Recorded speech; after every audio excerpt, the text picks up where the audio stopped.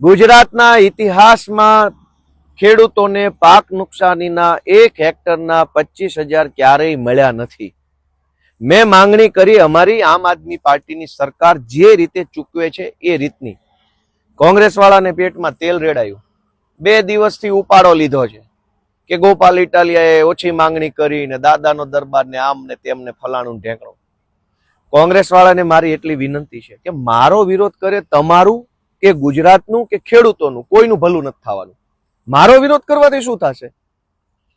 અને કોંગ્રેસ વાળાની એટલી વિનંતી છે કે મેં તો અમારી પાર્ટીની સરકાર પંજાબમાં છે ત્યાં જે રીતે ખેડૂતોને મદદ કરે છે એ રીતે મદદ કરવાની માંગણી કરી।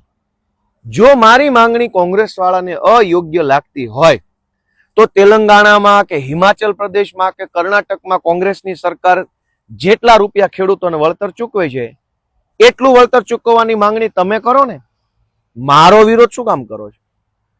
કોંગ્રેસના નેતા એવું કેમ નથી બોલતા કે કર્ણાટકમાં કોંગ્રેસની સરકાર 1 હેક્ટરના 3 લાખ રૂપિયા ખેડૂતોને ચૂકવે છે તો ગુજરાતની સરકાર પણ 3 લાખ ચૂકવે?